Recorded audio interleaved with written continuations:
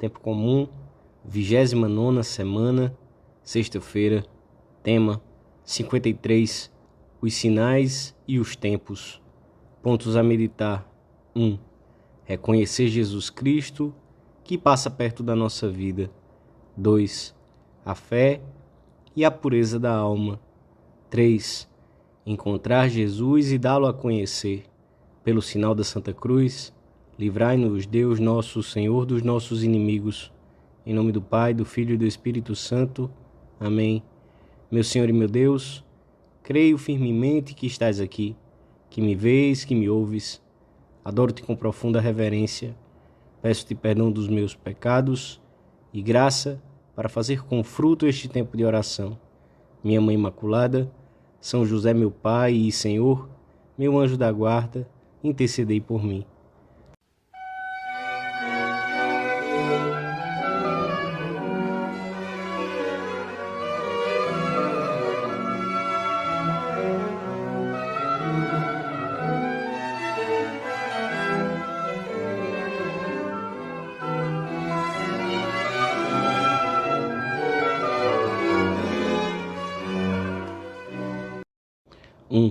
Os homens sempre se interessaram pelo tempo e pelo clima, particularmente os lavradores e os homens do mar, por forças das suas tarefas, sempre têm averiguado o estado do céu, a direção do vento, a forma das nuvens, na tentativa de fazerem um prognóstico. Nosso Senhor, no Evangelho da Missa, faz notar aos que o escutam, pescadores e pessoas do campo na sua maioria, quando vedes levantar-se uma nuvem no poente, logo dizeis, vai chover, e assim sucede. E quando sentis soprar o vento do sul, dizeis, fará calor, e assim sucede. Jesus censura-os, pois sabem prever a chuva e o bom tempo pelos sinais que aparecem no horizonte, e, no entanto, não sabem discernir os sinais, muito mais abundantes e mais claros, que Deus envia para que averiguem e saibam que o Messias já chegou. Como, pois, não sabeis reconhecer o tempo presente? Faltavam-lhes boa vontade e retidão de intenção e fechavam os olhos à luz do Evangelho. Os sinais da chegada do reino de Deus eram suficientemente claros na palavra de Deus, que lhes chegava tão diretamente nos abundantes milagres realizados pelo Senhor e na própria pessoa de Cristo que tinham diante dos olhos. Apesar de tantos sinais, muitos deles já anunciados pelos profetas, não souberam discernir a situação presente. Deus estava no meio deles e muitos não se aperceberam disso. O Senhor continua a passar pelas nossas vidas com sinais mais do que suficientes, mas existe o perigo de que não reconheçamos. Faz-se presente na doença ou na tribulação que nos purificam se sabemos aceitá-las e amá-las. Está, de modo oculto mais real, naqueles que trabalham na mesma tarefa que nós e que precisam de ajuda, ou naqueles que participam do calor do nosso próprio lar, naqueles que encontramos diariamente por motivos tão diversos. Está por trás dessa boa notícia que espera que saibamos agradecer para nos conceder outras novas. São muitas as ocasiões em que sai ao nosso encontro. Que pena se não soubermos reconhecê-lo por estarmos excessivamente preocupados, distraídos, ou por faltar-nos piedade, presença de Deus. A nossa vida não seria muito diferente se fôssemos mais conscientes dessa presença divina. Não é verdade que desapareceria muita rotina, tristeza, penas, mau humor? Se vivêssemos mais confiantes na providência divina, certos, com fé enérgica, desta proteção diária, que nunca nos falta, quantas preocupações ou inquietações não pouparíamos? Desapareceriam tantos desassossegos que, na frase de Jesus, são próprios dos pagãos, dos homens mundanos, das pessoas desprovidas de sentido sobrenatural, dos que vivem como se o Mestre não tivesse ficado conosco. 2. A fé torna-se tanto mais penetrante, quanto melhores forem as disposições da vontade. Se alguém quiser fazer a vontade de meu Pai, saberá se a minha doutrina vem de Deus ou se falo de mim mesmo, dirá o Senhor aos judeus. Quando não se está disposto a cortar com uma má situação, quando não se procura com retidão de intenção somente a glória de Deus, a consciência pode obscurecer-se e ficar sem luz para entender mesmo o que parece evidente. O homem, levado pelos seus preconceitos ou instigado por suas paixões e má vontade, não só pode negar a evidência dos sinais externos, mas até resistir e rejeitar também as superiores inspirações que Deus infunde na alma. Se falta boa vontade, se a vontade não se orienta para Deus, a inteligência encontra muitas dificuldades no caminho da fé, da obediência ou da entrega ao Senhor. Quantas vezes não teremos percebido no nosso apostolado que as dificuldades e dúvidas contra a fé desapareceriam quando os nossos amigos se decidiam finalmente a fazer uma boa confissão?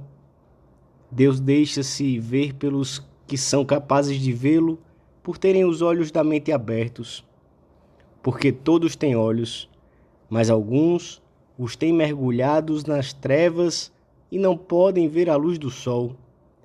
E essa escuridão não deve ser atribuída à falta de luz solar, que não deixa de brilhar, por mais que os cegos não a vejam, mas à cegueira. Para percebermos a claridade penetrante da fé, necessitamos das disposições humildes da alma cristã.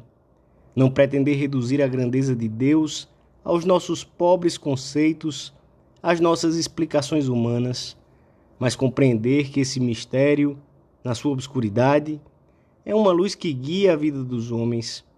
Assim, com esse acatamento, saberemos compreender e amar, e o mistério será para nós um esplêndido ensinamento, mais convincente que qualquer raciocínio humano. São tão importantes as disposições morais, a limpeza de coração, a humildade, a retidão de intenção, que às vezes se pode dizer que a perplexidade ante o que é ou não a vontade de Deus, o desconhecimento da nossa vocação, as dúvidas de fé e mesmo a perda desta virtude teologal, tem por origem a rejeição das exigências da moral ou da vontade divina. Santo Agostinho conta a sua experiência quando ainda estava longe do Senhor. Estava totalmente vazio de tudo que fosse espiritual e sentia-me sem apetite algum pelos alimentos incorruptíveis. Não por estar saciado, evidentemente, mas porque, quanto mais vazio, menos desejava o amor verdadeiro. Purifiquemos o nosso olhar, mesmo desses ciscos, às vezes muito pequenos, que prejudicam a visão.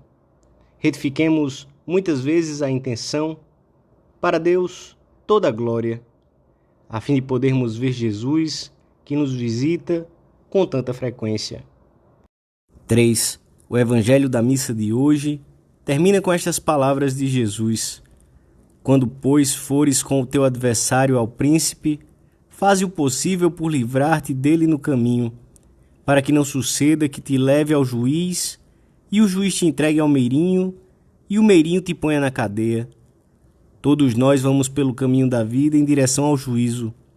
Aproveitemos o tempo presente para esquecer os agravos, os rancores, por pequenos que sejam, enquanto nos resta uma parte do trajeto por percorrer. Descobramos os sinais que nos indicam a presença de Deus na nossa vida. Depois, quando chegar o momento do juízo, será muito tarde para irmos em busca do remédio. Este é o tempo oportuno para que queiramos retificar, merecer, amar, reparar. O Senhor convida-nos no dia de hoje a descobrir o sentido profundo do tempo, pois é possível que ainda tenhamos pequenas dívidas pendentes, dívidas de gratidão, de perdão, até de justiça. Ao mesmo tempo, temos de ajudar os outros, que nos acompanham no caminho da vida, a interpretar esses sinais que revelam a passagem do Senhor pelas suas famílias, pelos seus lugares de trabalho. É possível que alguns, talvez os mais afastados, não sigam o Mestre por sofrerem de miopia, como muitos daqueles que rodeavam o Senhor na Palestina. O que muitos combatem não é o verdadeiro Deus, mas a falsa ideia que fizeram de Deus. Um Deus que protege os ricos, que só sabe pedir e encostar à parede, que sente inveja do nosso progresso, que espia continuamente do alto os nossos pecados para ter o prazer de castigá-los. Deus não é assim. É justo e bom ao mesmo tempo. É pai também dos filhos pródigos, que deseja ver não mesquinhos e miseráveis, mas grandes, livres, criadores do seu próprio destino. O nosso Deus é tão pouco rival do homem que quis fazer-se seu amigo, levando-o a participar da sua própria natureza divina e da sua própria felicidade eterna. Também não é verdade que nos peça demasiado, pelo contrário, contenta-se com pouco, porque sabe perfeitamente que não temos grandes coisas. Este Deus dá-se-á a conhecer e amar cada vez mais, e sem excetuar ninguém, mesmo os que hoje o rejeitam, não por serem maus, mas por olharem-no de um ponto de vista errado, continuam a não crer nele. Ele responde-lhes: sou eu que creio em vós. Deus, como bom pai, não perde a esperança nos seus filhos. Não a percamos nós. Mostremos aos outros os sinais e referências que ele deixa à sua passagem.